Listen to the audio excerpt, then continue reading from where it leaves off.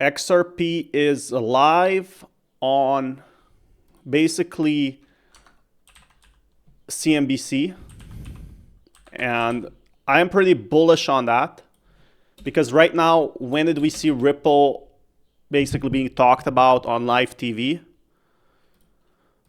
Hasn't been like that for a long time. So let's check this clip. If you guys want, follow my Twitter. I'll be keeping more. I'm live usually on Kick as well, streaming. This time we're going to be trying to make a 4-hour live stream. But there's actually been a lot happening with Ripple. So smash that like button if you guys haven't already. You need a custodian for your stablecoin. Why BNY? Well, look, I think as the crypto industry has emerged from kind of the last administration where the industry was being attacked, working with the most trusted, the most, well-regulated, and even the best capitalized partners is a way to continue to build trust in this system. And stablecoins at their core, by their nature, it's, So if you guys don't know what's happening, to keep you in the loop, basically they were talking about stablecoins being the big thing for Ripple. And people are saying that's not going to affect the XRP price indirectly. Once it gets accepted in the stock market, just imagine the pump. It's going to be absolutely insane once we get that pump in, guys. Like, this to me screams bullish. People have been waiting for that for a very, very long time. A dollar backed with a dollar in deposits. BNY Mellon has, for a very long time been amongst the most trusted partners out there for. So yeah, they're basically gonna be partnering up with the government.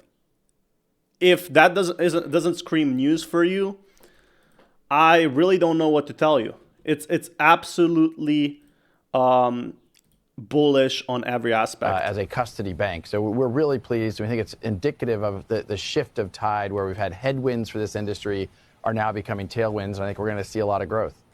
I mean, all the way back to that. Why is it shooting up? What did I miss? Oh, Matthew, yo, what's up? So basically, it's shooting up because it got on the mainstream news and they're trying to make it big on the government. They're trying to work with the government here and go ahead and basically say, hey, government, we want to work with you. And it's not XRP directly. It's actually their stablecoin, Ripple, or RLUSD. And with that being said, when they work with that, they can have a major advantage over any other stablecoin. And they can work with it directly. They can make tons of money for the government, for the US government. They want to make it a crypto hub. And that is good stuff right here. Because, yeah, once you start working with the US government, it's literally the biggest collaboration in the world. No other crypto company has done that. Duel, I think, right? Is that Bank of New York? I think, yeah. Alexander. So they went to like this House committee on July 9th. And for me, this has been the first time in the history we saw a crypto company do that. And they had to build up 10 years of crypto at this point. They had to build 10 years. So 10 years of work to get to here. And then it might take maybe 1 to 2 to 3 years to get where we are now. But after that, it's smooth sailing. So I guess Bank of New York partnership. So they're literally going to be their own bank. Industry. And having RLUSD, our stablecoin, which just passed $500 million in market cap, we launched only about 6 months ago. So we're really pleased with that trend line and feel like this will only continue to build that trust. It's small compared to some of your competitors, though, at this point. How does that factor into how you approach the whole stablecoin industry? So the stablecoin industry is about $250 billion today. Many people think it'll be between 1 and 2 trillion in a handful of years. The growth behind it has been. So here we go. XRP will serve as the primary reserve custodian of RLUSD. Ripple will utilize Bank of New York's transaction banking services to underprint its operations.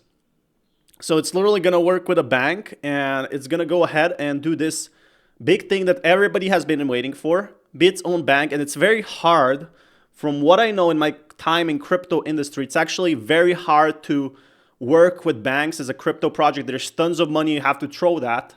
They basically have unlimited money glitch. And now that they have enough funding for that, Ripple can pump. Ripple can pump at all-time highs, and I might be streaming just like that for 4 hours. Every single day I'll be streaming for like 1 to 2 hours. My dedication is unmatched because I want to let people know how big that is for crypto. People deserve to know that this might be one of the key stepping stones that Ripple has. Like, Ripple has a huge advantage. One of the key stepping stones that Ripple will have to be basically one of the biggest projects for crypto.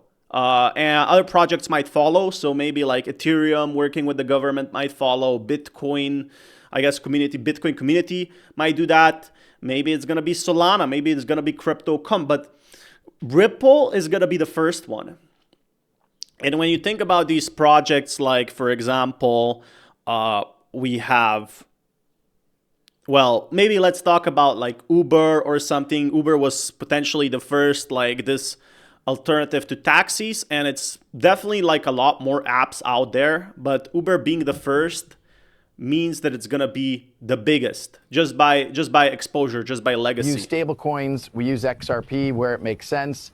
And stablecoins, when we were using that, we were a big part of activity for us. We were minting a lot, and we thought we can participate in this market, given our institutional background, given the fact we've leaned into compliance, been very regulated. We have over 60 global licenses to participate in these markets. So we feel like the growth ahead will serve us well as we continue to serve that institutional client.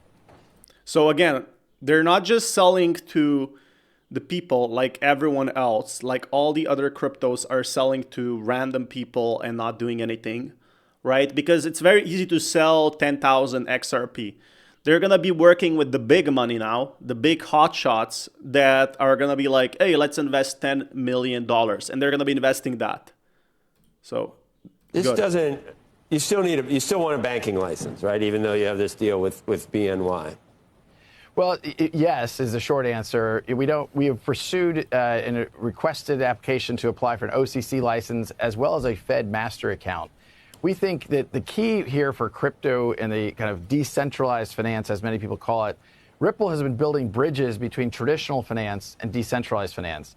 The world isn't going to be taken over by crypto. Instead, we think about how do we take the best of what crypto. So yeah, it's never going to overtake the dollar like people have been saying. But what it will do is Ripple will try to become like that mainstream thing for the blockchain, where people, when they talk about crypto, they're going to be talking about Ripple. Crypto brings in facilitating faster, cheaper transactions and bring it to traditional finance. That's been at the heart of what Ripple has been focused on from the beginning. This is a step towards that, and certainly getting an OCC license, for those that have said that the crypto world wants to be unregulated, whatever, the opposite is true. You know, I'm here in Washington in part, as you referenced, there's a Senate Banking Committee hearing today. What time does the hearing start? Let me check on that. Should be pretty shortly, actually.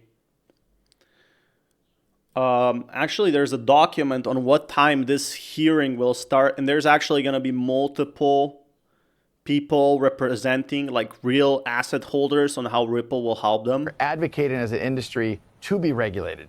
And those that, like Ripple, who have stepped forward and said we want to get an OCC license, in addition to the licenses we have with the New York Department of Financial Services, it only continues to augment that very robust, very compliance-first, trusted partner so that we can continue to use these technologies to benefit consumers and businesses alike.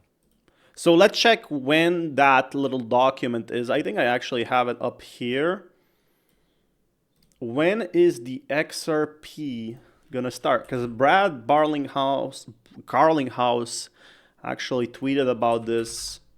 So let me just pull that up. Boop.